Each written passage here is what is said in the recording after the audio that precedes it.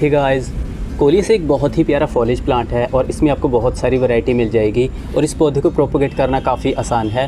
तो सही टाइम पे और सही तरीके से अगर आप इसकी जो है कटिंग करते हो, इसकी पिंचिंग करते हो, तो एक तो आपका पौधा काफ़ी बुशी बन जाएगा, ये देखिए, और आप बहुत सारे नए पौधे भी तैयार कर सकते हो। तो एक लगभग 6-7 इंच का एक छोटा सा पौधा था, मैंने उसको लगाया और उसकी सही से केयर की। तो अभी देखिए सिर्फ एक छोटे से पॉट में, 10 इंच का पॉट है ये, और इसमें देखिए कितना अच्छा रिज़ल्ट आया है। और ये 4 महीने का अपडेट है। तो आपसे रिक्वेस्ट है, अगर आपको वीडियो अच्छी लगी हो तो आप हमें सपोर्ट करें, वीडियो को लाइक और चैनल को सब्सक्राइब भी करें।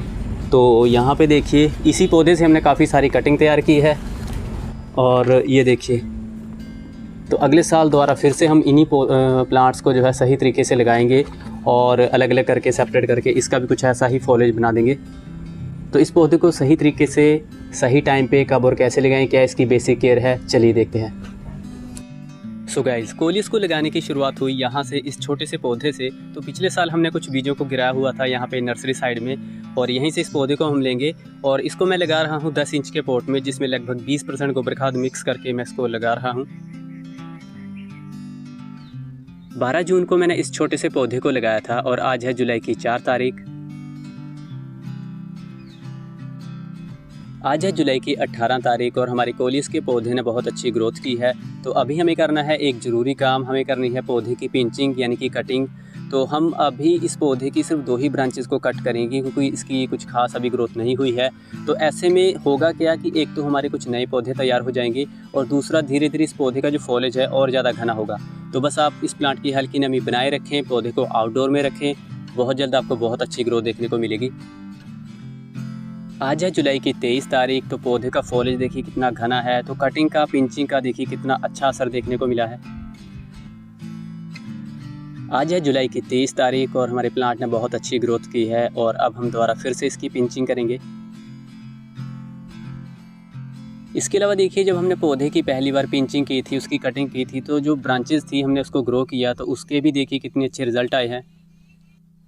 आज है अगस्त की 15 तारीख और हमारी कोलियस के पौधे ने बहुत अच्छी ग्रोथ की है और इसका फॉलेज देखिए कितना घना है। और सिर्फ हमने एक ही बार इसकी पिंचिंग की थी, जो कटिंग की थी, और जो हमने कटिंग को ग्रो किया था उसकी भी बहुत अच्छी ग्रोथ हुई है। हमारे 2 नए पौधे भी तैयार हुए हैं अभी के लिए और उनमें बीज आने भी शुरू हो चुके हैं। तो इनको बीज से और कटिंग से हम बड़ी आसानी से लगा सकते हैं। मार्च के दौरान इनको हम बीज से लगा सकते हैं। तो अब आपकी मर्ज़ी है कि दोबारा फिर से आप इसकी पिंचिंग करना चाहते हो तो दोबारा हम इसकी दोबारा फिर पिंचिंग करेंगे, कटिंग करेंगे, बहुत सारे नए पौधे तैयार करेंगे और इसका जो फॉलेज है और ज़्यादा घना होगा।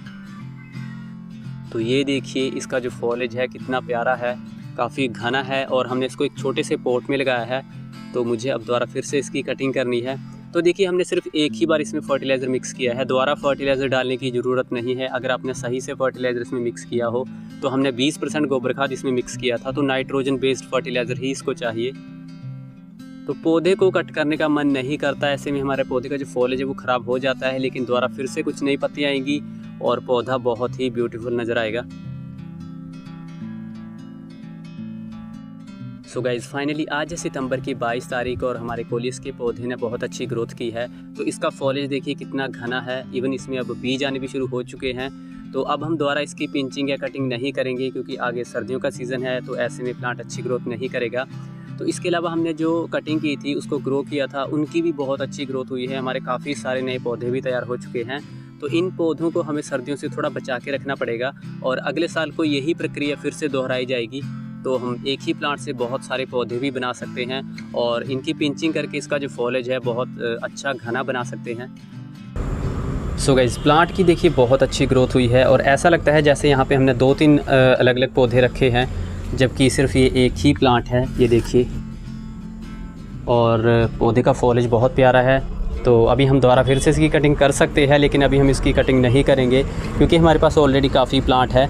और यहाँ पे देखिए इनके जो सीड है वो तैयार हो रहे हैं, तो इन्हीं सीड्स को हम अभी भी किसी पोट्स में लगा सकते हैं। तो आगे मार्च के दौरान इनकी ग्रोथ हो जाएगी, तो वैसे हम इन सीड्स को कलेक्ट करके रख लेंगे।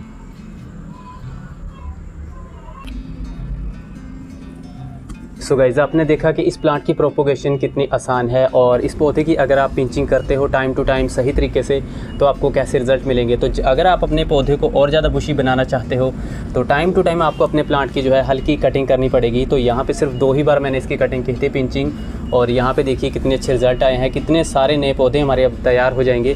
तो देखिए मुझे अब इसकी कटिंग नहीं करनी है, लेकिन अभी सितंबर का टाइम है, हमारे पास टाइम है कि हम इसकी कटिंग करके बहुत सारे नए पौधे तैयार कर सकते हैं।